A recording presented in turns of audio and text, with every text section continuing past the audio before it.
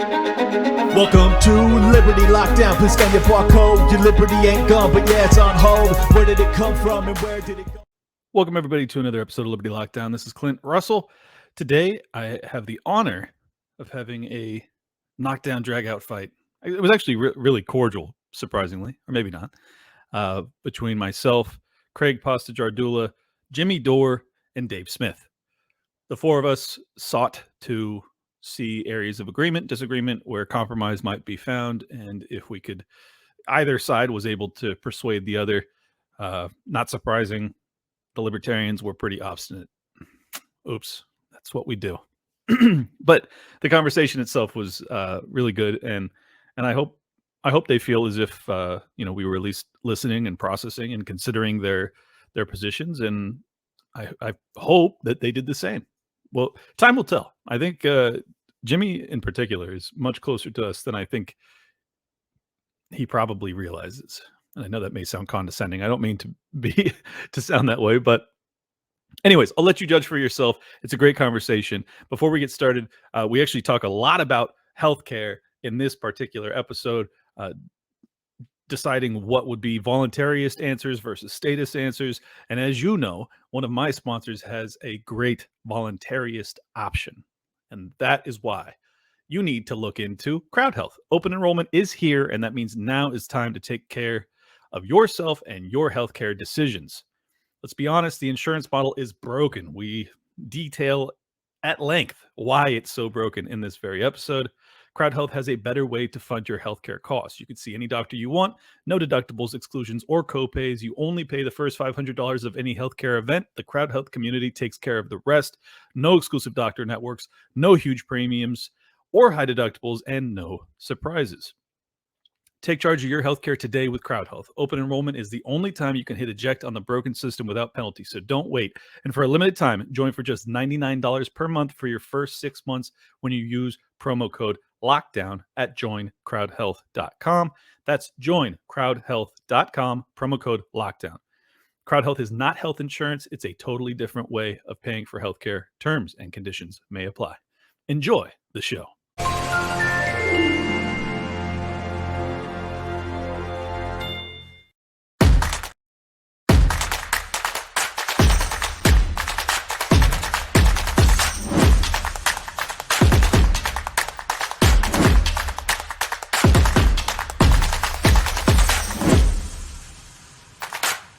Hey guys, welcome back to the Convo Couch. And of course, my good friend Clint Russell from Liberty Lockdown is here. And we are doing it again, Clint. This is part two, I guess we can say part duh, of this libertarian Ron Paul kind of Mises caucus, new management with the anti-imperialist left. What are you thinking, my friend? I'm just excited, man. I love these two guys. I love all three of you, to be honest. And I think that there's obviously areas of agreement that is worth exploring in a deeper fashion, and I am grateful that we get an opportunity to do so today. So I figured we would introduce opposite sides. So let me start off with introducing your guy, the capitalist, the libertarian, the Mises Caucus, the comedian. You might know him from Skankfest. You might know him from what's that last show you did with Steech or whatever his name is, whatever. But if you don't know him, now you do. Dave Smith is with us today. How you doing today, Dave Smith? Doing very good. Always enjoy talking to you guys. Thanks for having me. All right. And the man with the greatest rants in television history, Mr. Jimmy Dore. Hi. I'd like to go to Skankfest. That sounds like something that'd be fun. What is Skankfest? Dude, you got to come next year, Jimmy. Come out. It's in Vegas. Oh, it's hop, skip, and a jump. I go to Vegas for lunch. Are you kidding me? Come on. Dude, you absolutely need to come to Skankfest next year. It's a great time, dude. Great time. You'd love it. I was there this year, time of my life. I think Kurt's been there almost every year. It's a lot of fun. Great crowds. Do you do stand-up? Yeah. It's like it's a whole stand-up podcast festival. It's just a ton of shows. It's great. Can I do my COVID jokes? Oh, they love your COVID jokes. These are your people, Jimmy. They're gonna love it. Bunch of libertarians. Well, not all of them, but a lot. And it's kind of cool to see it. Healthy mix of libertarians and degenerates. It is. I think most comics nowadays are kind of matriculating towards that anarchism of sorts. You know what I'm saying? They want to be free. They want to say what they want to say. They don't want any government telling them what to do or what they can say. So I had at least 100 people come up to me throughout Skankfest and knew who I was just because of being on Dave's show. So it's it's definitely a libertarian, aggressive comedy combo. It's a beautiful thing. I loved it. yeah. So let's get into this. Let's not waste any time. There's a lot of things to discuss. Obviously, I think it's easy to say, and Jimmy, I don't know if you can agree or disagree because I don't know if you made any decisions, but I would say that we are. I like skanks. You like skanks? I like skanks. I like festivals. So Put them together, you got a skank festival. What could be better? a festival of skanks. Jimmy, would you say that you are politically homeless? I mean, I know last time you were verbal about voting for the Green Party, and if I had to go back old school, I would look at the 4 pillars of the Green Party. It's all about foreign policy. It's all about fair elections. They have their social justice in there as well. But would you say that you're politically homeless still right now? I would definitely say that. Yes. I mean, the freaking Green Party was Russiagating for F's sake. That's the craziest thing. And so I don't, so that, I'm politically homeless for sure. Yeah. So I don't, all I know is that the people are ready for an alternative, right? They're ready to vote for something other than the 2-party system. And that's the weird thing, Craig, is that I remember back to 2016 when Bernie was running for president. I thought we had all agreed, meeting the people that the corporate media was our enemy. The Democratic Party was our enemy just as much as the Republican Party, maybe more, because they were wolf in sheep's clothing and they would co-opt our energy. The Republicans don't try to. And so I thought, and now because of Trump and because Bernie's tucked his tail, they just don't know they're all just regular Democrats now, right? They're just regular Democrats out there shitting on Matt Taibbi and Glenn Greenwald like they're the problem instead of the problem. And so, I don't know what to do going forward, but I know that I tell people the best thing you should do is you should stop donating and stop voting for Democrats and Republicans and start voting for a third party, no matter what the third party is, because that's what I'm doing. I think that's all you can do. And, I would like my vote to count. Mm-hmm. So would I. And I'm in the same space as you. I'm politically homeless. Obviously, I think I've been looking a little bit more at the Libertarian Party because I am an anti-imperialist left. I think that's where, that is the label I'll wear most. I've got involved in politics because I couldn't stand our foreign policy. And when I was involved with the progressive movement, there was a lot of ignorance there. They didn't understand what was going on. So I started the Convo Couch to talk about foreign policy. And I think it's easy to say, and it's safe to say right now, that the most consistent politician of anybody to hold an office in Congress when it comes to foreign policy, the best policies has been Ron Paul. I mean, he's been consistent. Obviously, I supported Tulsi Gabbard, but I don't think she's been as consistent as Ron Paul has been. So that has always made me keep my eye open on the Libertarian Party. But with everything going on right now, as far as, freedom of speech, Julian Assange, the demonetization of all these shows, we have all experienced this. The Libertarian Party has come more into light. And then also we have the Mises Caucus now taking control of the party itself. And congratulations to Angela, for sure, McCardle, who is the now chair of the Libertarian Party, who just had a baby, right? So, I mean, congratulations to her as well. But there are questions that remain to be seen. Jimmy has said before, Dave and Clint, so you both know, it's, in the last show, Medicare for all is something that's important to him. Medicare for all, how do we get that done? But I also want to start on foreign policy first, because I think it's important. And I'll start off and I'll ask you a question, Dave, and then maybe Jimmy, you can jump in after Dave gives his opinion if you have anything to add up. And then Clint, why don't you back clean up and then give your opinion as well? Sure. Because I've said this before. Sometimes I feel the ideological handcuffs of the Libertarians and the Libertarian Party can be a problem. I interviewed Scott Horton at Freedom Fest, and I questioned him about whether or not he thought it was justified that Russia and Putin went into Ukraine. Because I am standing here, and I'm an anti-imperialist leftist. I don't believe in war as well, but I am also a realistic person about what's going on. And I don't think that the Russian Federation and Putin were left any choice. I heard you on Rogan, Dave, talk about the same thing, and you kind of had this whole mindset of like, hey, man, I'm a libertarian. I am anti-war. I don't want to get involved. But how can we say that Putin wasn't justified for going into Ukraine after 8 years of the government being overthrown? You both mentioned on that last show you went on the Victoria Nuland situation. So I'd like to hear your point of view on that. And the reason why I'm bringing that up is because I think that kind of leads to inaction. If we stick to our ideologies where we can't be for any military intervention after all these things have happened, how can we make decisions, outside of what we honestly believe when it's necessary to make those decisions in foreign policy? Well, so your concern is being if there was too much anti-interventionism, like in Russia or something like that, so they wouldn't support them invading Ukraine.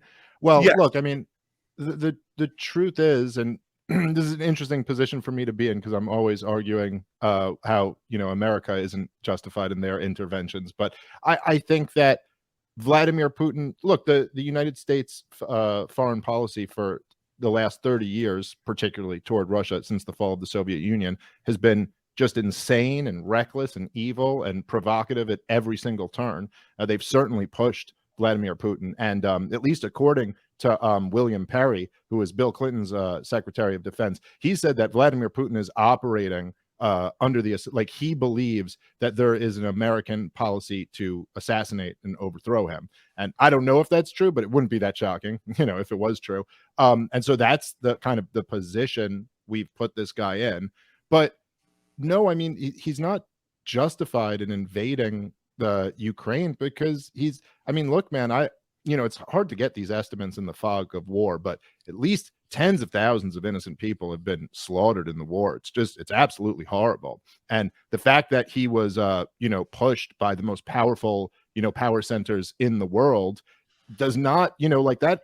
It's like, I think far too often people conflate people with their governments.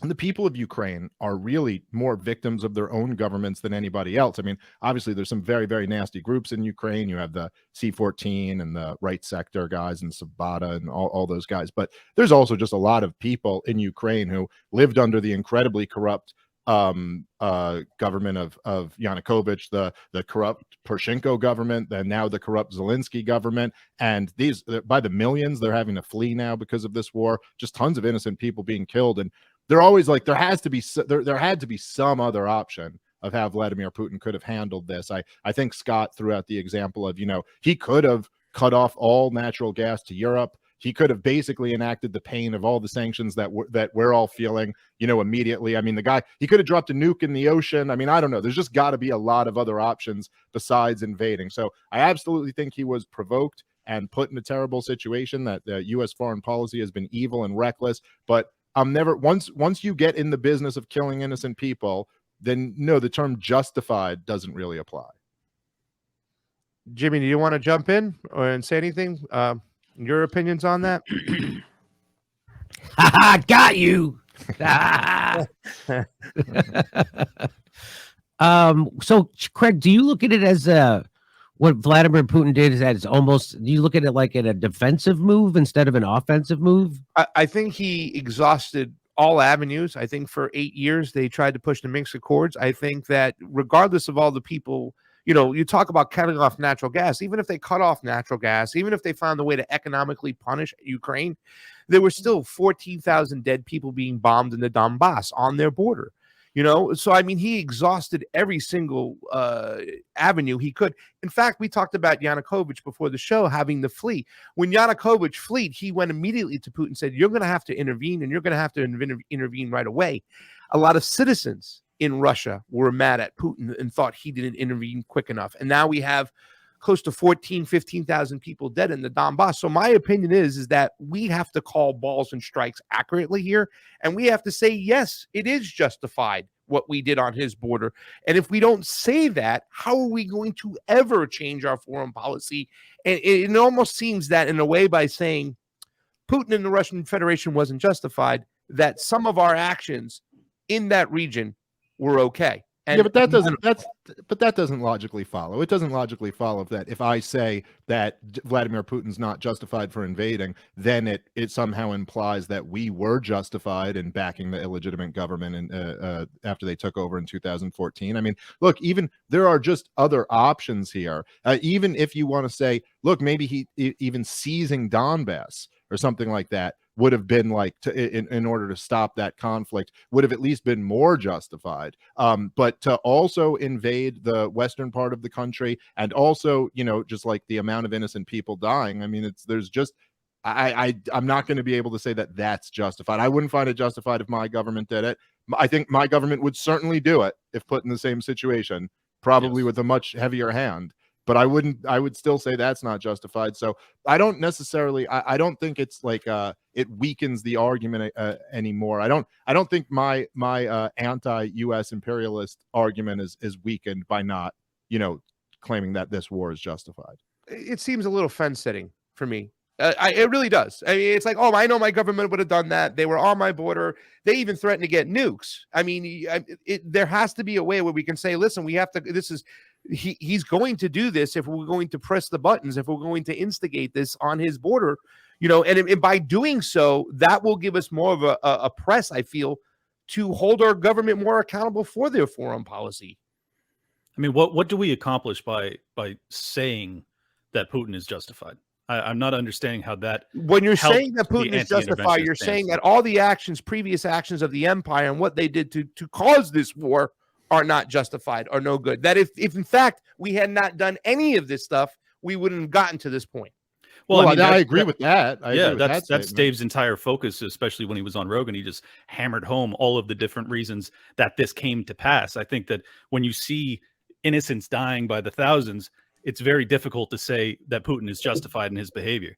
I mean, granted, yes, the U.S. would absolutely do it, and they would do it for far less, but we oppose that as well. So I think that it's a very consistent position to hold, that you point out that Putin is wrong to be doing what he's doing, but there is a reason that he's doing what he's doing. And if we can educate the people as to the lead up to that, I don't think it's fence sitting to say that, yeah, there's a reason that he's pissed off. I mean, we're trying to educate the world, because unfortunately there's a reason, but it's not okay. You see what I don't know. Yeah, but that's just the truth. I mean, I you know, whether it's perceived as fence setting, I don't. By the way, I think that might be your own perspective, because you're pretty like radical on this position. I'm seen as taking a pretty radical position when I talk about U.S. foreign policy. But I think that, look, the most important thing here, that it's like the only sane path forward, is to try to work up as much public pressure on the government to negotiate a peace here. I mean, this is like because this is like, we are in a very dangerous, you know, situation here. I mean, even the kind of broader theme of this show being like, what are the what's the common ground of the anti-imperialist left and the Ron Paul libertarians? And to me right now, like, look, we're closer to a nuclear war than we've been in my lifetime. And anybody who's opposed to that, that's just the most important thing. Doesn't really matter if we figure out healthcare policy if we're all dead. So, like, let's all be against, you know, sparking off World War III, this time with H-bombs, you know, and then I think that's a pretty good place to start. Jimmy, you want to jump in for anything over here, or are we just handling this? I think the problem with the peace we had, the nuclear peace that we had, you know, all the treaties and stuff, and the people that grow up with the nuclear threat, and so now I don't even think they realize it, that there is one. And now they even, you know, people are saying in the news that, oh, you can win a nuclear war and shit like that. You've seen this in the papers, like in New York Times, Washington Post type stuff. And it's like, you know, how you can't let Putin deter us from fucking using a nuke. You can't back down. Like, people are out of their mind. It is the scariest thing, man. It makes me glad I don't have kids, but talk about dangerous misinformation to tell people that you can win a nuclear exchange. Yeah, there's no win. That's it. It's all over, right? Once it starts, that's it. There's no stopping, and everybody loses, right? So, yeah, it's the reason it's still crazy to me that people forget the reason why Tulsi Gabbard became such a pariah was because she told the truth about the Syrian war, right? So if you're a prominent person and you tell the truth, you have to be a war. Like, look at Bernie and the squad; they're all war pigs, right? These are supposed to be progressives, and they're the definition of war pigs. And then Bernie Sanders literally tries to smear peace activists by when they come to protest his war votes. And he tells them, who are you? Who's paying you? That's what he says to peace activists, Bernie Sanders. So there's no hope. I don't think there's any hope. I think it's fun to talk about it.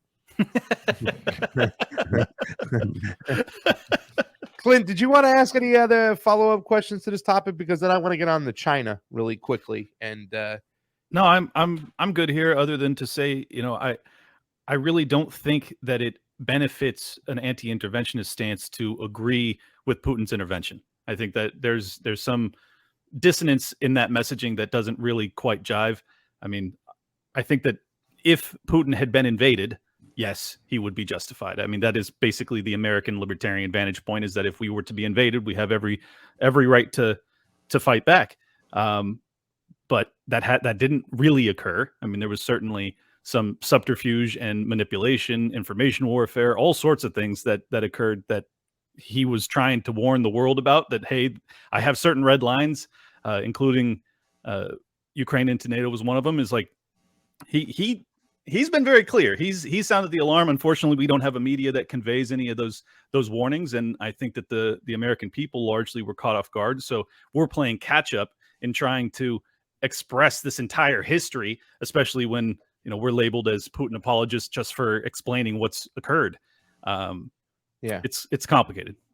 We're also considered Trump sympathizers because we don't go along with the Democrats, and that's the other group they got us in. And don't get me wrong. Listen, I look at the end of the day who the ultimate aggressor is. We all know it's the United States, and we have to deal with things the way they are. We can't go back and change anything, and sometimes we have to be realistic. And we have to be accountable for our actions and realize that our foreign policy actions can lead to some really messed up stuff. And that's what we see in the Ukraine. So we have to understand that these countries, if we poke the bear, they're going to be justified in retaliating since we did all the things. And I get your point of view, guys. This is a point where I just disagree, because I think it's an ideological handcuff of sorts. I really do. And that's just my point of view when it comes to that there. So if anybody wants to finish up there. Well, I just so people don't know that they ramped up bombing of the Donbass. They did everything they could to provoke Putin to invade, right? So again, they did that. They wanted, this is what the people don't know, that this is what the United States wanted to happen. They want this, and they wanted to keep going. And it's shocking to me to see it happen right now. And so of course they had to get rid of Donald Trump because they wanted to do this. And they couldn't have a guy who they said was crazy, threatening nuclear war. They had the guy who I guess is demented, I guess is better than crazy. So I just don't think that people realize how corrupt our government is. And like, they just think it's like regular corrupt, but it's 100% corrupt, right? Which is why at the snap of a finger, you can get every person in Congress, including Bernie Sanders and the squad, to vote for $100 billion to go to the most corrupt country in Europe, which is just a money transfer. And while we still won't even spend $200 million to give our railroad workers a sick leave, which we all agree they're the glue that holds our capitalist system together, and we won't even give them, but we will send $100 billion to a bunch of Nazis in Ukraine, but we won't even give sick leave to our own railroad workers. That costs not even $250 million. And so it's so corrupt that it only works if it's corruption. Like, there's no way it could possibly work to help people. Just look at how we went through COVID just now. At every step, it was the way they handled COVID policy was to crush you and benefit the oligarchy and the people in charge. It's just amazing what's happening. And, the shock doctrine is happening all around us. And the woman who wrote the book is all on board for it. It's the fucking craziest thing in the world. Now that we've identified the 100% corruption in the government, can we immediately transition into why you guys want healthcare to be handled by the government? So no, it's not. I don't want it to be. I don't want to go see a G-man when I go to the doctor. I'm going to go to my same doctor, but just instead of Blue Cross denying me the fucking money for twice as much, for charging twice as much and putting a middleman and all these, I just going to have the government's going to send her a check just like they do for my grandma. Now, are there problems with Medicare? Yes, but whenever they do surveys, it's always the most popular healthcare system in the country. So yeah, they've been trying to fuck it up too, right? We have to. It's like you have to move a mountain just to get Medicare to be able to negotiate for goddamn drug prices. That's the level of corruption. I mean, it's unbelievable. When Barack Obama passed his Heritage Foundation healthcare plan, which was nothing but another tax giveaway to healthcare companies, big pharma. And you know how I know it was? Because when it passed, their stocks went through the roof, right? So if you like this type of raw content where people are actually telling the truth, well, there is a platform that is right up your alley. Movies Plus wants to take Hollywood back to focusing on good storytelling instead of pushing agendas. If you're sick of woke being jammed down your throat, they are the place to be. Freedom of speech maximalists over there. I've had these guys on the show. They're awesome. They have a new original series called Q Sent Me about the Q Shaman. It's the real story of January 6th. It premiered on November 11th, and they have original episodes of that airing approximately every month or two, where you get to actually get to know this guy, this legendary figure. He's a fascinating guy. I've already watched the first episode. The streaming platform works flawlessly. In addition to their original and exclusives, they also have thousands of titles, all commercial free for just $5.99. My audience can use the promo code Liberty and get $5 off the annual subscription. Go to mymoviesplus.com or search for Movies Plus in any app store or smart TV to watch your favorite shows on your favorite streaming device. Again, that's promo code Liberty. Go to mymoviesplus.com. So no, I don't want the government to run it more than just like you don't want it to run it. I do want to take a capitalist out from in between me and my doctor, especially a predatory one like health insurance companies. And I certainly would like to have some government regulation of drug prices, or at least get rid of the fascism with let me go to Canada, and get some drugs for cheap up there or something like that. They passed a law that made that illegal. Remember, senior citizens were going to Canada. They passed the law again to screw the citizens in favor. So we don't live in a democracy again. This whole idea we do is a joke, and I'll throw it back to you. No, I agree, man. That was great. Well, let me say this much so you guys can get on this, because since we're in healthcare, because this was the next subject to get into. Where I'm at with Jimmy is being proactive in healthcare. Okay. I don't necessarily have a plan. There's no bill out there that I like. I don't like any of the bills from Pramila Jayapal or any of those. I don't like any of those bills at all. It's a complete corporate takeover. However, this is once again going back to that kind of like, and I could be wrong, that libertarian ideology, sometimes I look at it where it's not being proactive. It's removing the government, removing the barriers that are there, and let the natural course take its place. All right. We don't advise instant fixes. We try to go to the root, I think is basically what you're pointing out. Well, yeah. What I'm saying is that I think that you'll be limited to being proactive. In other words, if we do have tax money, and I know you guys want to eliminate probably all taxes, but if we do have tax dollars and they do go to defense and they do go to other things, why can't we take some of that tax dollars out and use it for our citizens in healthcare? And I don't want to deal with the same system we have now. I want to kind of blow it up. Well, we have a sick care system. We have a system that, when you get shot or you're hurt, that might be okay, but there's nothing preventative. There's nothing about a healthy lifestyle. There's no gut health. You know what I'm saying? Why they won't even tell you to take vitamin D almost 3 years now into this pandemic. They won't even tell you about vitamin D or zinc and the importance of that, or the importance of losing weight and all that stuff. No, it's way worse than we don't have a preventative healthcare system. We have an anti-preventative healthcare system. Exactly. They actually attack people. Yes, they actually encourage people to be fat and lazy and get on pharmaceutical drugs and shit like that. But I would reject your premise that we're not libertarians are not being proactive. I think any more than chemotherapy isn't proactive. Like, we're trying to get rid of the cancer, and the cancer in the room here is the ginormous government. And to your question, if I could agree in theory, I guess, right? Like, I would rather see taxpayer money going to grandma's hip replacement than to bombing, kids in Yemen or something like that, right? But if you ask the question, well, we have this tax money, why can't we spend it on this? Like, this isn't some abstract theoretical question. Like, the answer to that. Why is it? It's because the people in charge of it are corrupt pieces of shit.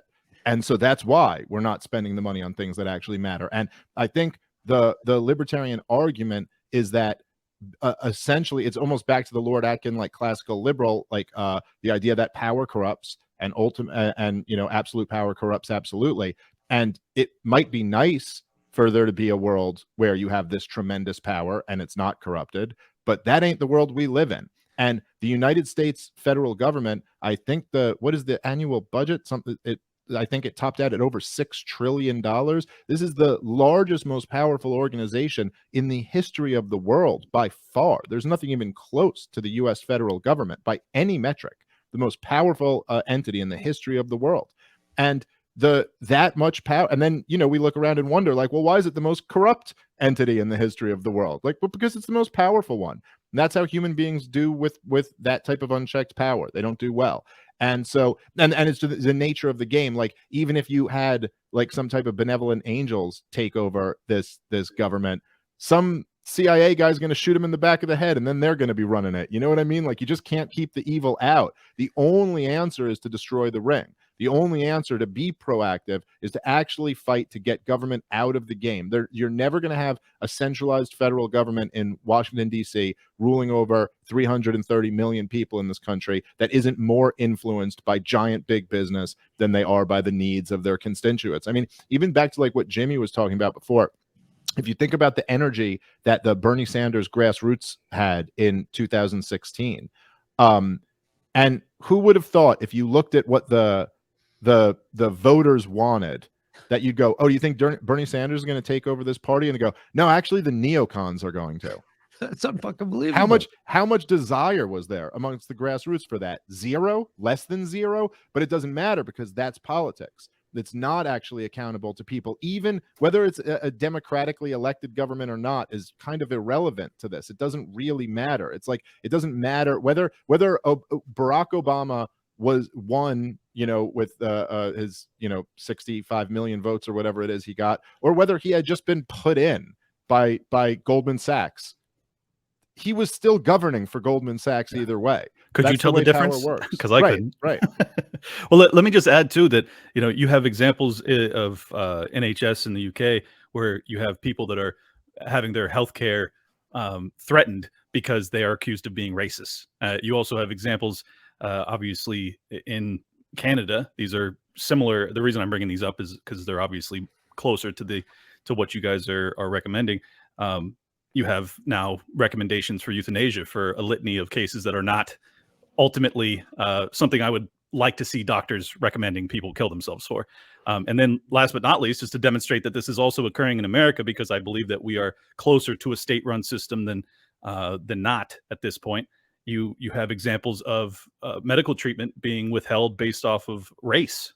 During COVID, you had people that were only receiving treatment if they were a minority, and if they were Caucasian, they were being denied it. I mean, these are just examples of, once you have the state involved in these decision-making processes, not to say that there aren't downsides of having a true market with supply and demand, shortages, everything else, that there are problems with a free market answer, that I'm not going to deny any of that. I just argue that it gets far worse when you rely on the state to have that level of power and that level of say-so, particularly if you're going to rely on a state that we all agree is deeply, deeply corrupt.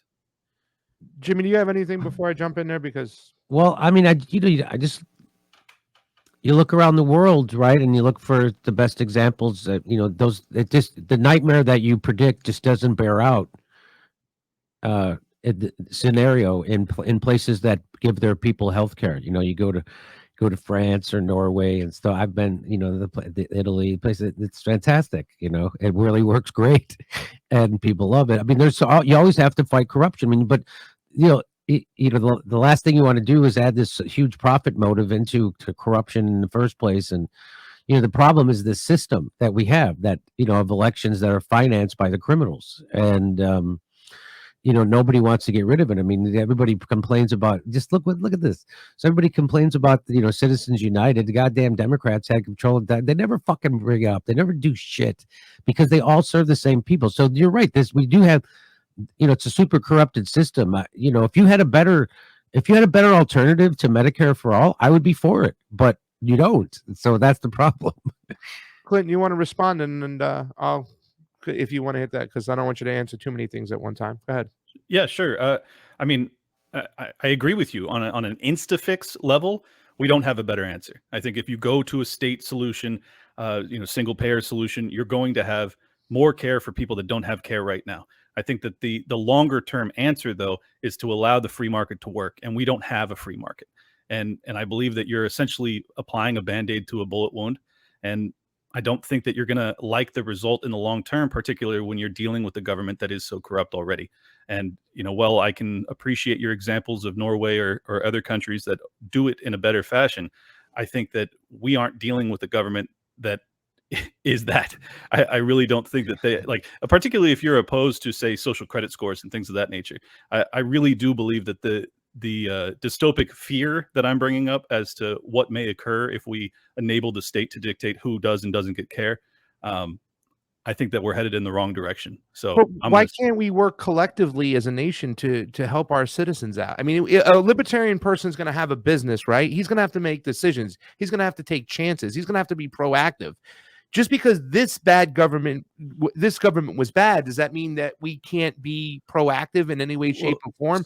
That our only mechanism is to make sure that government never exists, and the hopes that the free market might work its way out and stuff? I mean, why can't we work collectively to help our own citizens? That's the only thing I don't understand when it comes to a libertarian mindset. Well, because ultimately you're disconnecting the end user, the patient in this scenario, from the provider, which is the doctor.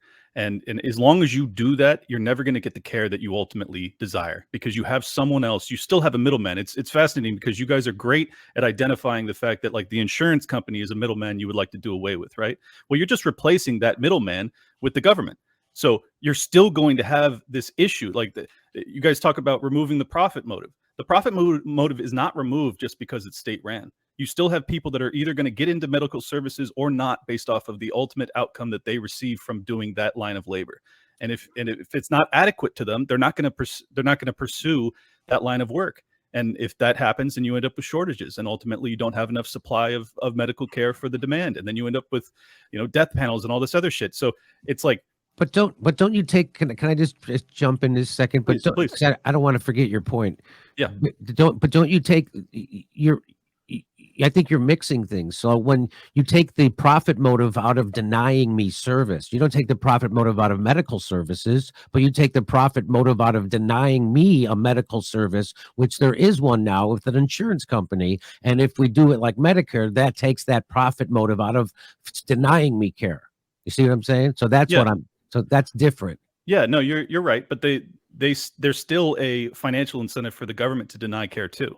I mean, why is that lifted? Yeah, so I think sorry, because my power just flickered and I got kicked out. So I'm jumping in here, but I think there's often a tendency from left wingers to ascribe this idea of a profit motive to the private sector and then advocate for the public sector, as if that profit motive goes away, as if there's no greed and corruption within the government, even though, as we all know from all of this, obviously they're just they're just as motivated by those same factors. So yeah, I mean, it is, to some degree, it is profitable to deny people care. I think that's the way to mitigate against that is you want to have not not a government run system, and not the kind of cartelized government fascistic system that we have today, but a system of true competition. This is usually the best thing to guard against that, where if you are screwing over your customers, somebody else can rush in and take that business from you. Look, I mean, the truth is that human beings are motivated by self-interest. This is all around us. At least in the marketplace, in a true marketplace where the government hasn't rigged the deck, there's a cleansing mechanism, which is a profit and loss, system where people do lose money. I mean, look, even with companies as huge as the giant financial institutions, The free market had a beautiful solution for them. It's just that the government stepped in and bailed them all out. Free market would have bankrupted every last one of those companies. Jimmy, you want to jump in there? I heard you heard competition and free market. So those are No, I just I don't even think I need to rebut that argument. It's so weak. How about that? Really, Jimmy? No, but that would be a good technique, right? To use it as a debate. I don't even have to rebut. No, I just don't. Again, it's not. I don't even know where to be. I just look around the world and I see these systems that work, and I know that our government is corrupt, but I don't have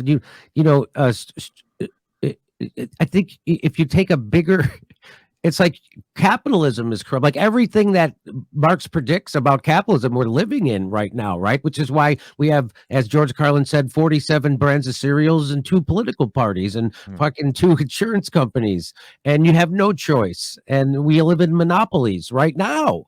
And that's what happens when you. So I just want to start the insurance. We all, so instead of having, insurance companies that split up in a monopolistic fashion, there's their coverage for everybody. I just say we start everybody's in the same insurance pool, and we all pay into the same insurance pool. So Medicare isn't like a healthcare system; it's more like a healthcare insurance system, and we all pay into it. And if your doctor says you need treatment, then you have to have people who are watchdogs to watch for corruption, like you do for anything. Of course, there's gonna be. But I'd rather have it be that kind of corruption than what we have right now, because right now we have the worst outcomes. We pay twice as much as the rest of the world. Yeah, so I agree with you currently. And let me just say, David, really quickly, David, and Jimmy's plan with giving people choices on what type of healthcare they want to use, that's something which is what I'm talking about. So please go ahead. I don't want to just say paying into the system that they're telling us what to do, but paying into where I can go and get like different type of medicines. I can go to westernized medicine. I like the idea of having choices. Let me ask both you, Pasta and Jimmy, this question, because I think this gets at the heart of the matter. If we accept that, like, what really is the difference between government and any other organization? And to me, it seems pretty clear. This is the libertarian insight, but I think is just clear that the big difference between government is that, like, they have a lot of guns and the legal authority to use them aggressively, which seems to be the major difference. Like, if you don't fund the IRS, they can come get you. If you don't fund almost anyone else, they can, withhold their service from you, but there isn't some threat of force. So why is it that you like all the ideas that you guys have about this is how healthcare could be provided? Why does that have to be done by the government? I mean, like, I don't have any opposition. It's not really being done by the government. The government even funded by the government. Why does it have to be funded by the government? I mean, if you have this pool of people who all want to get healthcare and why can't people just voluntarily join into some type of collective? Because I don't look at, well, that's another way when we talk about collectives, because I don't look at it as the government is the one, just making the choices, as opposed to and this is what I want to do, is I want to remove the corruption from the government, right? It's a collective pool of money and resources that can be used together for our own citizens. Yeah, but I think you're missing my question is, I understand that it's a collective pool. I'm just saying it's a collective pool that was collected by the IRS and filtered through the federal government and all of that. I'm just saying, if all that's important to you is that it's a collective pool, then why can't we just have it be a collective pool where people voluntarily put their money in, and people who want to sign up for this program can? Because I'm making sure that all our citizens, even the ones who are most vulnerable, don't fall through the crack, and they have a system to fall back on, so that their next generation. So then that's the whole thing about a lot of compassionate leftists, a lot of progressives. We want to make sure that the most vulnerable, the most poor in our society, have healthcare. We believe healthcare is a human right. Well, I get it, but I mean, I think that I think it would be compassionate if you were putting your money up for poor people to have healthcare. I don't know if it's compassionate to just say, I want the IRS to force everybody else to put their money up. We got a bunch of politicians. They're really compassionate with other people's money, and they want to help everyone all around the world. I'm just wondering that it's like, look, essentially what I think is that in the absence of the government kind of like monopolizing this field, I think there would be lots of organizations basically doing exactly what you're saying that would come in. If there's enough of these like good leftists, and I'd count myself in this group of people who want to make sure that no one falls through the cracks. Like everybody should get health care when they're sick. I disagree with you that it's a human right. I mean something different when I say rights, you know what I mean? But I do think that certainly we want to come up with systems to ensure that, like, yeah, if a poor kid is sick, they get the treatment that they need to. I just think going through the government is like the word, if you want to remove the corruption from government, to me, that's an impossible game. I think it's corrupt by its very nature. Anybody, anything else? I mean, I just think people have, it's even popular with Republicans, right? The government taking a role in ensuring everyone has health care, because enough people have now gotten sick and gone bankrupt in our system. And and we all know, I mean, Bernie Sanders did lay it out for us that implementing Medicare for all would raise your taxes, but it would overall save you probably, a ton of money, right? So we all know we're paying twice as much.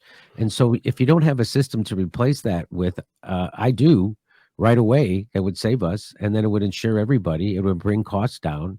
And then but the bigger problem is the reason why we don't have anything, and the reason why people still go bankrupt when they get sick. I got bankrupt. I worked all my life. I always paid my taxes. I had health insurance. It doesn't matter. So we really have to work together, I think, to first get money out of politics, because that's what is at the root of the war problem, the war machine, which is why they can ramp up $132 billion in war spending under Trump, for Christ's sake. The guy who said he was an anti-interventionist, they ramped it up $132 billion a year. And that's not just 1 year, that's every year in perpetuity. And that's enough money for so what my point is, we have enough money, we can all have nice things. We can end homelessness, people can have a living wage, right? We can all have health care. We have the money, but we want to give $5 trillion to the richest 1,000 motherfuckers in the country at the beginning of COVID, right? That's the shock doctrine. They're doing it, and that money wasn't for you. And then they dangled a couple of months of unemployment in your stupid faces, and you all fell for it, and you left those politicians off the hook for doing it. And here we are living in the inflation from it. And that money didn't. If that money at least went to people, you could go, okay, we got to live with inflation. But they didn't. It went all to the richest people in the country. And so here we are. So we need to come together, I think, first, and work on getting the corporations out of this government. And I think if we come close to succeeding, we'll all be killed. Yeah, you might be right about that, that last part. But I think that I think really what you laid out there to me is like the most yes, after the war issue, the most obvious kind of like common ground for, good leftists and good libertarians to agree with is that, even if it's like we have these arguments in theory about government, transferring money from the wealthy to the poorer, you know what I mean? Or a more free market, laissez-faire system where government doesn't redistribute wealth. But the reality of the situation is that our current system has huge transfers of wealth by the government from the working and middle class to the billionaire class. Yes. And it's like, and who's for that? Like no one ever makes an argument in theory as to why that's a good idea. Like, I think like truckers should subsidize billionaires more or something like that. You know what I mean? And like, that's the current system. So I would agree that just not doing that, like ending that, would make things much better. And to Jimmy's point, I do think that it's like it's kind of hard to measure. I've seen some people do these projections where they try to, but if you account for all of the money that's just been robbed, of course, the biggest transfer of wealth from the working class to the upper class was in 2020. But before that, the biggest transfer of wealth in the history from the working class to the upper class was in 2008 and in the wake of 2008. And like that, we just keep doing this over and over again. Take the $1 trillion a year that we suck out of the economy to maintain this empire. I mean, if all this money had just been left in our economy, just not stolen from the American people, it's quite possible we wouldn't even be having so many of these concerns right now about how to provide healthcare and education and all the rest of it. So that's the corruption is. I really do look at it like it's analogous to a cancer. Like we've got this cancer, and it's the biggest cancer in the history of the world, and it's killing this country. So that's why I think we need an aggressive, proactive treatment of libertarian chemotherapy. Guys, ladies and gentlemen, thank you so much for joining us today. We're here on Rockfin Rumble and YouTube as well. We're the Libertarian, Ron Paul Mises Caucus style blokes here with me and Jimmy Dore, the anti-imperialist left. We couldn't get Sam Bankman-Fried. He wasn't available for today. So instead, we're doing this panel right now. He is available. He's free. He's a free man. Well, I mean, it's ridiculous because he's sitting there. They're like, oh, you lost all this money. And now, no, you didn't lose that money. You stole it. You should be locked up. And that's the way it should be. Anything else on healthcare before we get out? I mean, listen, I think it's a quagmire we have to figure out. I think that there's a way we can be proactive and not just remove the barriers that in front of us to find a way to collectively make things happen. You know, Dave, we talked before the show about Cuba and Castro and how he was kind of forced to communism. And I go down to Latin America, Global South a lot. And those people are forced in this collective mindset, whether it be socialism, communism of sorts, because the empire's boot is on their neck. But, you know, there are some good things. And Jimmy pointed out, it's been done around the world. We found a way to fund healthcare and have some decent systems. I'm sure all those systems will have flaws. And I know you libertarian guys are probably sitting around and pick at it left and right. But I do think that this is a door. This is discussions we need to have, because if we are to have a compromise, if we are to come on over to maybe vote libertarian, I voted libertarian first time. I voted for one conservative, Jim Marchant, for Secretary of State here in Nevada, and all libertarians down the ballot. It was the first time I've ever done anything like that. And I'm willing to go look at that compromise, because we had Cynthia McKinney on the other day. We had a show, and we're going to release this. We talked about the Libertarian Party. We talked about the third party, and it's like I tell Jimmy all the time: ballot access, baby. The Libertarian Party on ballot access alone is the only third party out there, and that's why we have to seriously sit here and say, is there a compromise we can come along and get to that 5% and maybe get some recognition? So my compromise position is this. I'd be willing to compromise on guns if they would be willing to compromise on Medicare. Ooh, that is a tempting deal. Dave, come on. Well, look, I mean, I think I think my compromise position basically on healthcare or any other government service, and I think it's a reasonable compromise that good left wingers like you two should really consider, is that the solution just can't come from the federal government of Washington, D.C. We got to stop looking to this most corrupt, most centralized authority, and at least start pushing these things from more local versions of government, if that's what you're going after, that at least those governments are going to be more accountable to the people. The people are going to have more of an influence. Like, your vote is exponentially more valuable to a local politician than it is to a politician far away in Washington, D.C., and that the only solutions that are going to come out of this are going to be local ones. And this is the problem with, and you see it even, more as there's like this trend of like global governance, even with all of the COVID things. I mean, like, how corrupt the World Health Organization and the whole Davos crowd and all of them. I mean, the idea that you would ever have any type of decent governance on a world level, and it's not that much different than these 330 million people in the United States of America, all looking to just the most corrupt swamp. And I agree with Jimmy that in theory of like getting money out of politics, kind of like the idea of big business influencing big government and their policies.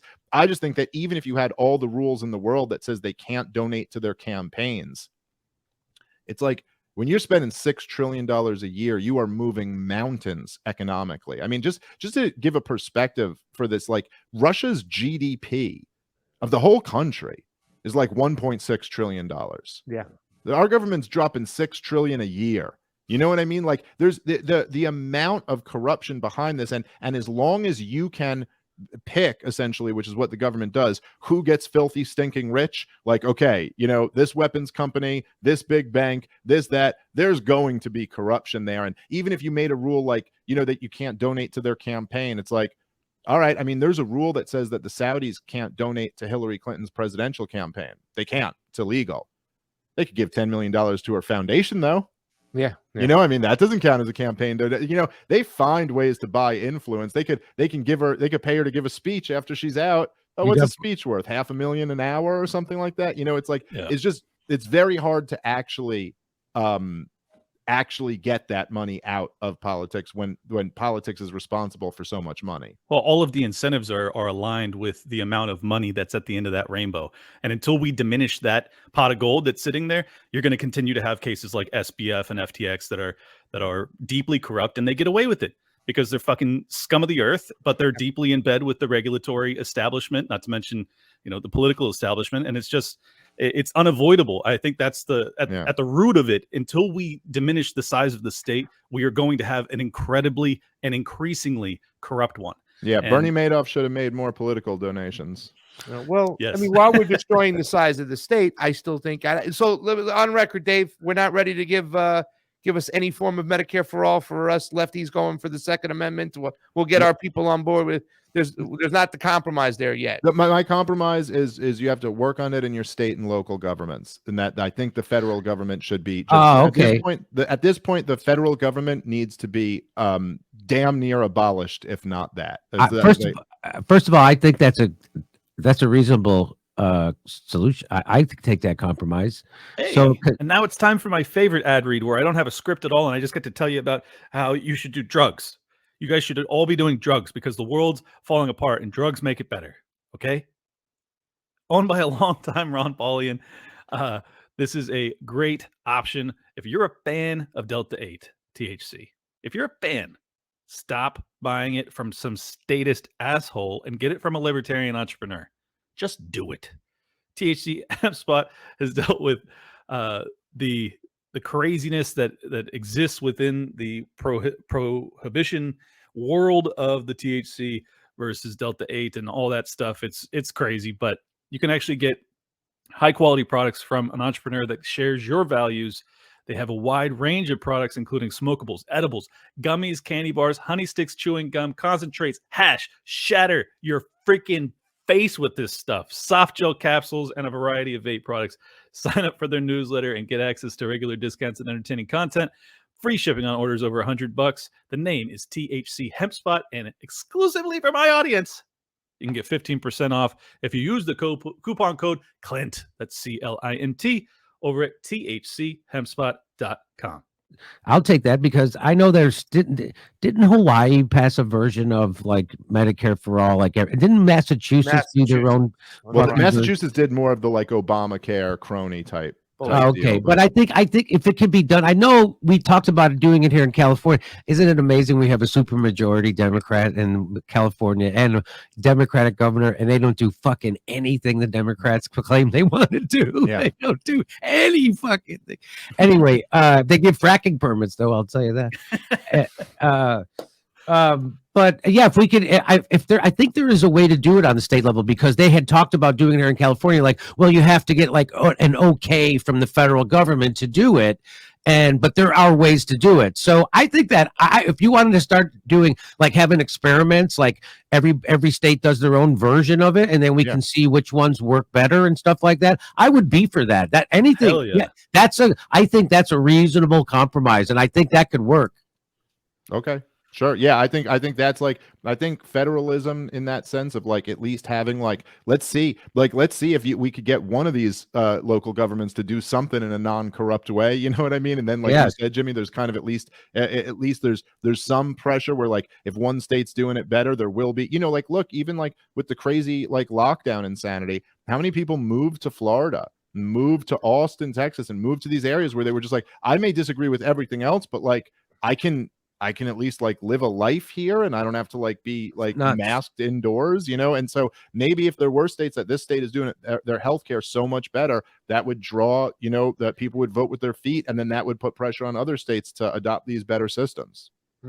Hey, you know what was crazy during COVID? Of course, I got vaccine injured, so I became acutely, you know, connected to all things COVID policy wise. And it was crazy that, you know, they have a treatment for COVID. It's called monoclonals. It's an amazingly it's like 80% effective rate to keep you. And they never talked about it, but they did it in red states. Like if you went to Florida, he made sure that DeSantis made sure his people got access to monoclonals if they got sick. They didn't do that. It was hard to get in blue states. No kidding.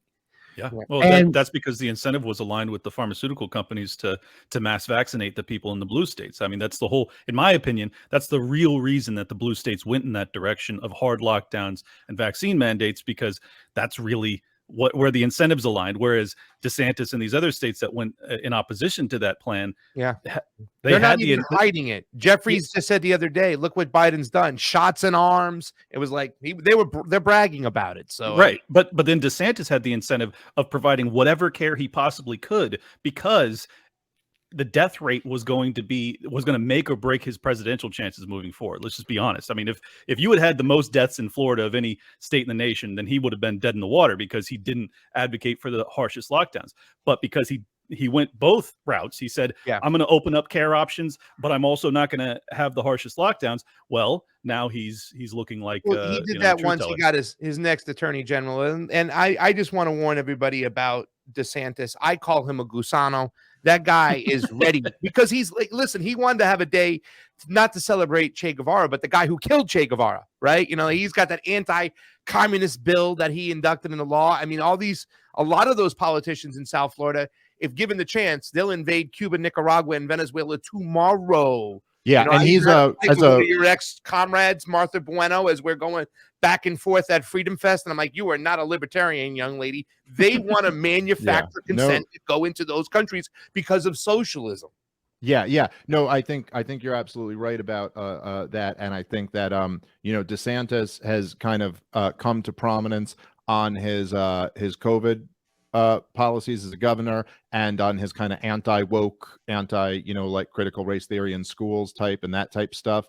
But look, the guy was a congressman, and his positions on foreign policy were just atrocious. I mean, he was just really, really horrible. I mean, he called the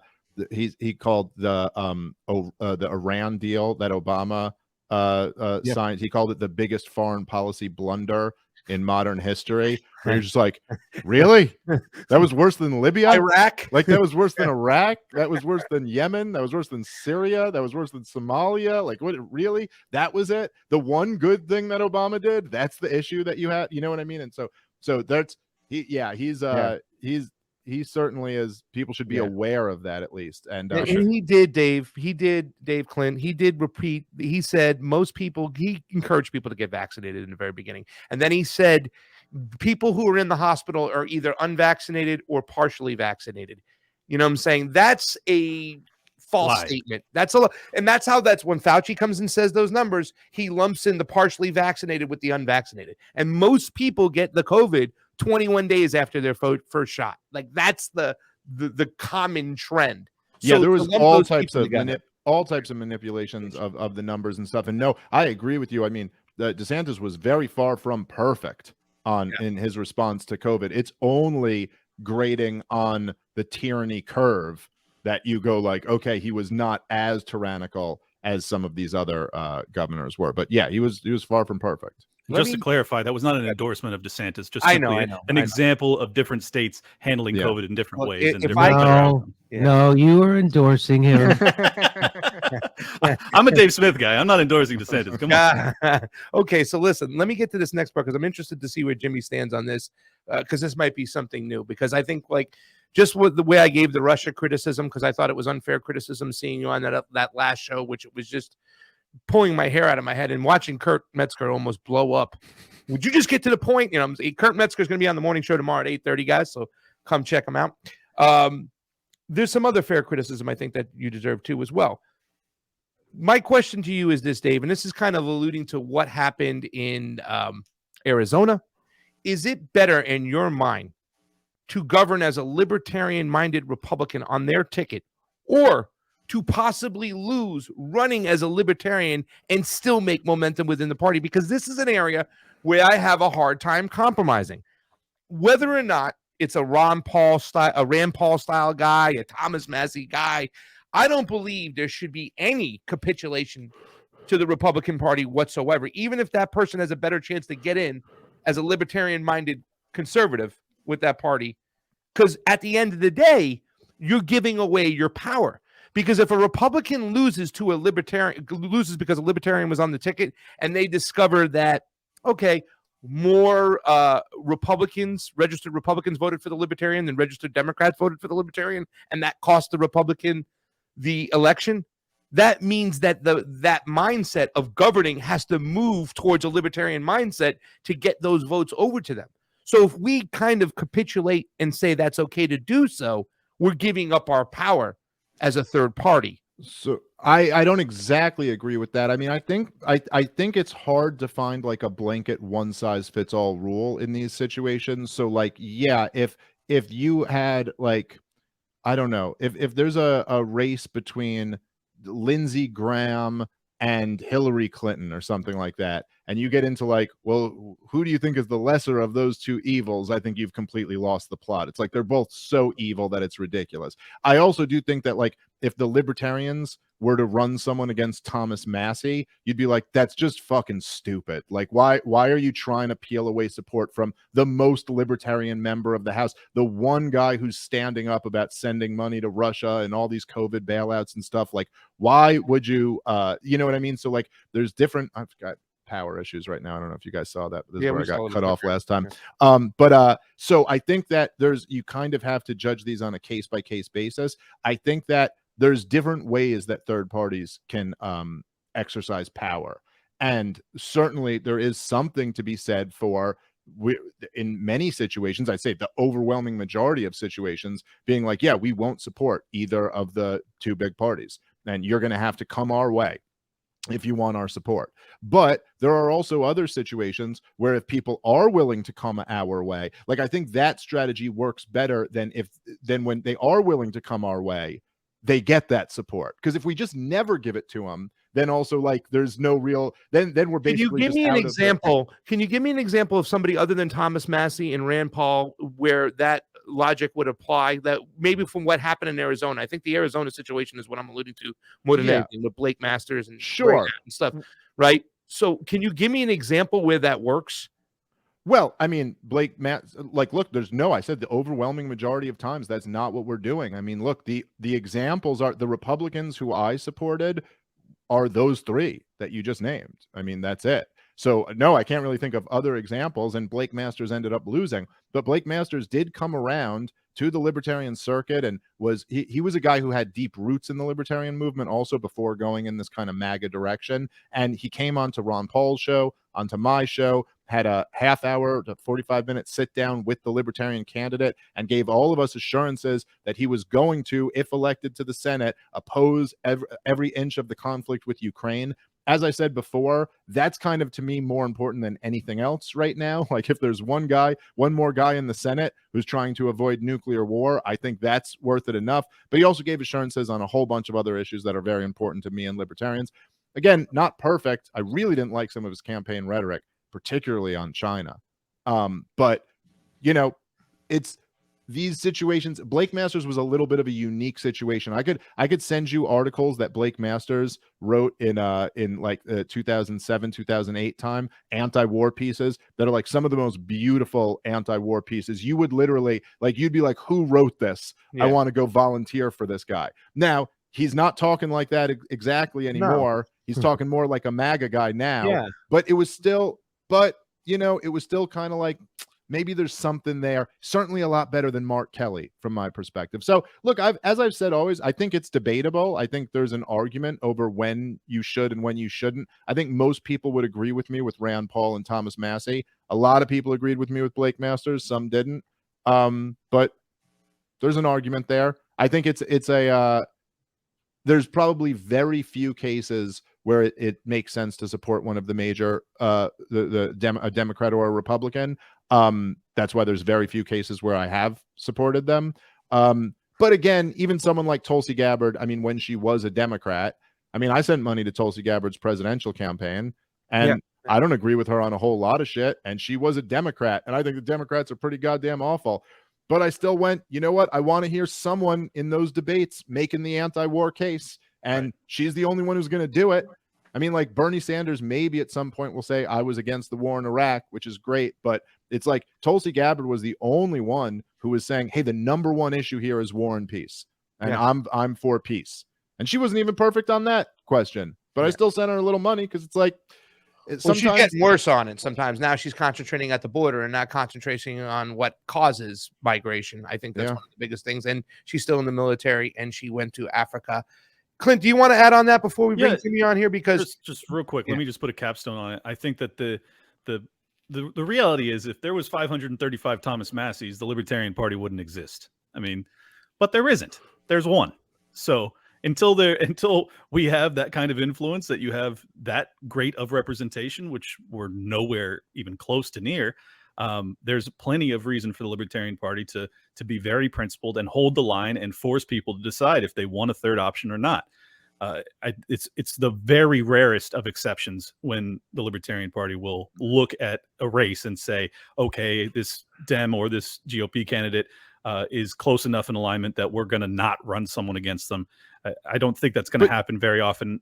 Go ahead. Yeah, no, and I was just saying, like, my example, I think I used this hypothetically on a Twitter exchange or something like that. But like, if Tulsi Gabbard, for all the problems we could all say, you know, that we have with her now, but like, if Tulsi Gabbard were running against Lindsey Graham for the Senate seat, the Libertarian was like making the difference to throw it to Lindsey Graham, I would absolutely recommend that they drop out of the race. I'd be like, listen, it's so much better to have Tulsi Gabbard than Lindsey Graham. Like, I don't know. It's like, it's not perfect. It's still far, but there's such a clear difference here. And if the Libertarian Party was drawing votes from Lindsey Graham, I'd be like, stay in and go at him hard. Like, there are certain situations where one outcome is so much preferable to another one that it's a little bit crazy. As you said, like, we don't want to be just handcuffed to our ideology. You want to live in the real world a little bit and be like, let's try to get the best outcome here. Okay. These are always rare situations. Look, I understand that too. And as an independent, you know, voting for Tulsi Gabbard, hoping that she does something in the Democratic Party,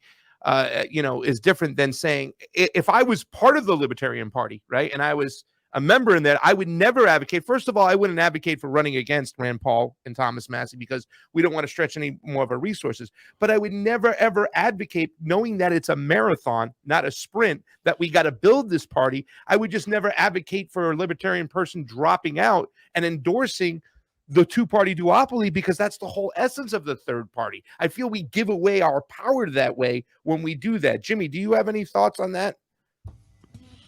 Not really. Well, I just wanted to say, just real quick, that, I mean, is there a better example of the power that libertarians can have than Thomas Massey? He was up there. He advocated against the bailout bills in the early stages of lockdowns that ultimately is the reason that we're dealing with inflation today. I mean, his impact cannot be overstated, really. It's been a godsend to have him there. So, like, these are really good examples of where our power is actually wielded best by not preventing him from attaining that ring of power. Yeah, but in an open race with like Arizona with the Blake Masters situation, and then that's the whole thing. The China catch scratch fever is what really this is like. Holy cow! He like, you know, I can't deal with that. That's been like so ridiculous. And I talk at the American Project for election integrity, and that's all MAGA, America First people and stuff like that. But I can't deal with their whole China issue. It feels like it's Iraq all over again. Again, it's that really same party manufacturing consent. So yeah, but with 1.5 billion people and nukes, it's even more serious. Yeah. I mean, it's just, no, it really is something. It's almost like this. There is this, you know, like there's been such a major like kind of realignment politically in America over the last 5 years or so, and I think Jimmy is a really good example of that. And like a lot of these, you know, guys who are kind of like, you know, is like basically taking the same positions that any good leftist would have taken for all this time, and now you take that same position, and they're like, "What are you, some far right winger or something like that?" You're like, this is what we always believed. And it's an interesting thing, and in many ways, the fact that, say, like, you know, for guys who are not young, like I know that some people in my audience are like 20-something-year-olds and stuff, and maybe they don't appreciate it as much, but even just to watch Tucker Carlson, and you're like, wait a minute, the 8 p.m. hour at Fox News is the most anti-war voice in like the corporate press. That's insane. It makes no sense. But even amongst this new right, it seems like it's almost like they just have to have some enemy. Yep. And so now it's like it's almost fallen on China. Like nobody else can be the enemy except China. And so I guess they fit the bill, and they come up with a lot of just like ridiculous propaganda, completely overblowing, things that are not at all what we're led to believe. Accusations of genocide with absolutely no evidence, to back it up. A lot of things like this, and don't get me wrong. I mean, China is a real, authoritarian fascist government, but that's their problem. Yes, and they're no military threat. I mean, they're completely boxed in by hostile countries to them. They got Japan and South Korea and all these other countries that are like they are checking them. They're absolutely no threat to do anything militarily to America. Their biggest threat is that they can like try to corrupt our corrupt institutions in their favor. And again, if that's the issue, then we should be attacking our own corrupt institutions and not the Chinese government. Well, they're just they're openly what our government is, pretending not to be, right? Right. Again, the railroad strike just proved we are fascists, and they applaud it. And they're not embarrassed about it, and they can move like that when it comes to a corporation needing. So, yeah. So to try to pretend that as Thomas Frank said, they pay fealty to democracy. They know all the words, but then they go ahead and they're all fascists. The idea that Joe Biden and the Democrats didn't just institute fascism is a mistaken idea. They are. And the idea that you voted for Democrats to save democracy is just adorable. It's fucking adorable. Well, the funniest thing is that all the like intelligence on the threats to democracy come from like the CIA, and you're just like you're like, okay, so our permanent unelected, like government is concerned about the threats to democracy. Like what world are we living in that anyone believes this? Well, not to mention that the CIA is responsible for toppling more democratic leaders in the world than anybody probably. So it's all ridiculous. And then the obvious fascistic example of the Twitter leaks that came out recently, where you have FBI sitting down with the heads of most, if not all, major social media platforms dictating what is allowed to be spoken and who is allowed to speak. We're dealing with fascism on a major scale. All right, we got 8 minutes left, guys. So let's just do this wrap up right now. I want to hear really quick. The only thing I also want to talk about too, and we can get to maybe if we ever do a third one, is regulations. Because me personally, I would ban fracking tomorrow. I just would. I'm going to be proactive. It messes with our water. This isn't about global warming. This is about our water. We need water to live. We need its life, not the fact that it starts earthquakes and whatnot. But that's a regulation I would put into play. And I would want to know how a libertarian would handle that, because that is a protection for us. That is a protection for us. And I know that when people say you would really ban fracking, I'm like, yeah, tomorrow. How does a libertarian square that circle when it comes to the well-being of our, and not a blown out version. I'm not being alarmist here. I'm not being Al Gore. I'm not saying ESGs are the thing of the future. I hate them. I don't trust Larry Fink or any of those guys. But how do we take care of Mother Earth and be responsible? You know what I'm saying? How would a libertarian handle that when a libertarian believes in the free market and let it work itself out? Well, I mean, look, the libertarian belief is really about like property rights, and so the idea of like, if you are a fracking company and you're poisoning people's drinking water, then I think from the libertarian position there would be absolutely no problem with that being stopped in any way that it could be stopped, or you being criminally or responsible economically or whatever it is. But let's be clear. I mean, let's not talk about banning fracking as if there would be no negative consequences associated with that as well. I mean, like there's like fracking has like created a ton of energy and a ton of jobs in the but we haven't tapped into marijuana yet, and we got THC pellets. Listen, we can find other ways to subsidize, right? Yeah, look, I'll certainly say I'm far from an expert on fracking, so I don't know exactly like how much it negatively impacts drinking water and things like this. I do know that it's been like a big job creator, and if your number one concern is like helping the working class, I would just at least say take that into account, that you're certainly going to be doing some damage by banning it's like it. nuclear war, right? If there's a nuclear war, we can't have then none of us live, so it doesn't make a difference for Medicare for all. Yeah, but I don't think we have no water to drink. I don't believe that fracking is a threat to wipe out the human species, but I think nuclear war is. It messes up our water. Well, let me just say, you're bringing up water as being a source of life. Well, energy is really what keeps civilization functioning, and we have 8 billion people, or give or take, that we have to feed and house and everything else. And oil and gas is the primary tool by which we do that. It isn't actually water. So there's a major trade-off discussion that has to be had here, and to downplay it and say that water is the most important thing, and this gas stuff that we get from the ground we can do without, it's just not reality. We don't have the technological infrastructure to do so at this point. Yeah, but I'm saying we haven't properly subsidized. We haven't looked into marijuana and THC, and find a way to use that. In other words, as an energy source. Well, I mean, to be as a way to not care that your power's out. That might work. Well, there is ways of using, and I don't. Once again, I'm not an expert on, but I heard there's a way of using THC pellets to sometimes subsidize the coal we use, and also just if we're talking about taking care of Mother Earth, the forest that we deforest, we deforest our trees here. Well, we can just switch to hemp and wipe our ass with marijuana toilet paper rather than deforesting the whole. Okay, so that's good to Mother Earth too as well. So there's been another a ton form of energy. Look, there's been a long history in this country of completely crony laws that have banned all types of alternative instruments like hemp and stuff like that are put there because of the same thing, these big corporations who buy off politicians and get laws written in their favor. So certainly as a libertarian, I'd be completely on board with eliminating every single one of those restrictions. Now, I will say that I get a little bit skeptical about people who go like, well, there's lots of these like kind of like which might even be true ultimately, but people go like, well, this could be a potential energy source, or this could be a potential energy source. And I'm all for people like trying to look into those, people investing money in them, and hopefully one of them someday. But when we're talking about what can actually power a first world like modern economy right now, it is fossil fuels and nuclear energy. That is all that we have, and that's just the bottom line. Like that's just the reality. But we don't subsidize. That's the problem. We do subsidize. We don't subsidize enough. We're not using currents. We're not, you know what I'm saying? Okay, fine. I mean, you can always, but again, there's also problems with that, is that you end up, it's very hard to know. The thing about having private investment is that people invest because they think they're going to get a return on their money.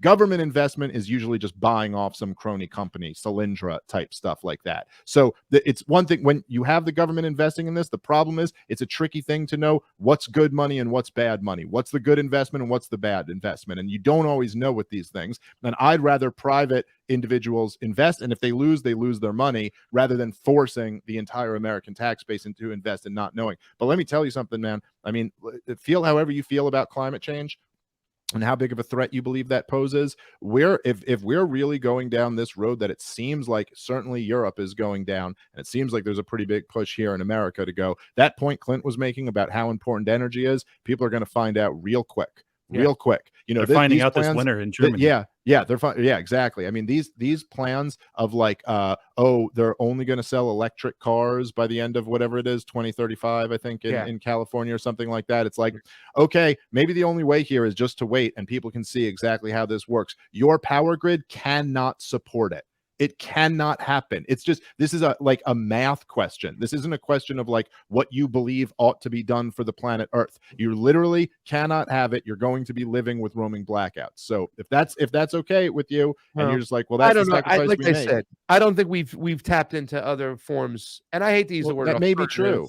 No, you're right. We haven't. But they killed the electrical car here in America. They literally didn't let people buy the car. They took them away from them. Not to mention that the electricity, the majority of our electricity in this country comes from coal anyway. So it's kind of stupid when you. Let me just add real quick that the primary energy source that we subsidize right now is oil and gas, because we have the military industrial complex throughout our lives that has been its mechanism for subsidization. And simultaneously, they have suppressed nuclear development, which would have been an answer to much of our issues. So I don't believe that you can, once again, it's like I want a more diverse option set when it comes to energy sources. When you entrust the government with that decision-making process of subsidization, you don't get the ultimate best result for the people or the world. And I think that if you're just going to believe that you can force them down the path that you want, it's unlikely, because the financial sources are already so entrenched. The oil and gas industry, even though they're being largely put out of business, they're also being subsidized to go down the alternative tech pathways that will give them a stranglehold on the new marketplace too. And it is true that I believe if you look at the numbers, that electric cars reduce the overall carbon emission, that because like you're burning so much less gasoline, but they also plug into the power grid, which is as you pointed out, mostly what in the country, coal, natural gas, so okay, the issue there then becomes, can the power grid sustain the United States of America all driving electric cars? And again, this is just a math question, and the answer is no. It just can't be done. We're not there yet. So if we come up with some other, like if we redo the whole power grid and have it set up in a way that it could sustain everybody driving electric cars, maybe there's a conversation to have there. But I don't know. I would highly recommend anybody go listen to the exchange from a few months back in Congress between Thomas Massie and Pete Buttigieg.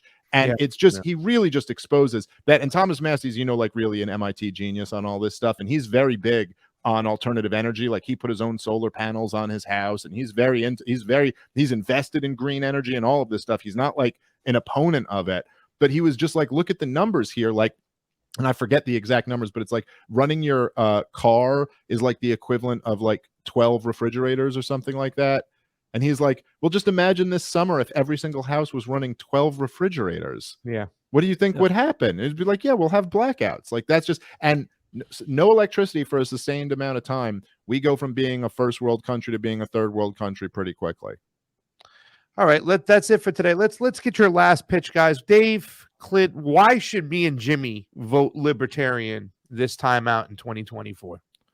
Okay. Well, I'll say in the same sense that, like, look, if there was if there was a good leftist out there, if there was a leftist party that had ballot access, and they were running up against the Democrats and Republicans, and they got up there and they said, look, my priorities are ending the empire, ending all of the wars, no more subsidizing brutal authoritarian governments, no more dropping bombs on innocent civilians. We're not going to flirt with nuclear conflicts with Russia and China. We're going to search for détente with them. We're going to talk with other people. We're going to trade with other countries, but we're not in the business of warmongering anymore. We're no longer going to be, we're going to look at, audit the books on the Federal Reserve and the Pentagon and all of this stuff. We're going to have transparency for the American people.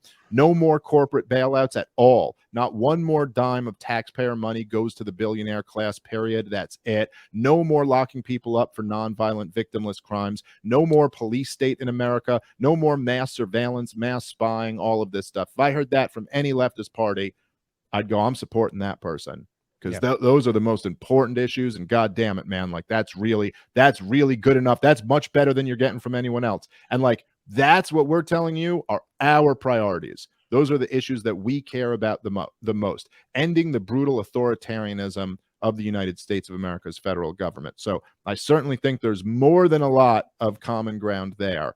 And I do think ultimately, as I mentioned before, that the compromise on a lot of the issues we don't agree on is that let state and local governments have more freedom to do as their constituents wish and try to develop the social programs that way. It's not going to work coming out of the federal government anyway. And so I think that would kind of be the compromise on the other ones. But all of the major, I think if you listen to any of the issues that the Mises Caucus, the Libertarian Party, which we now run, all of the top issues that we're all about are things that I think you guys would very much be on board with.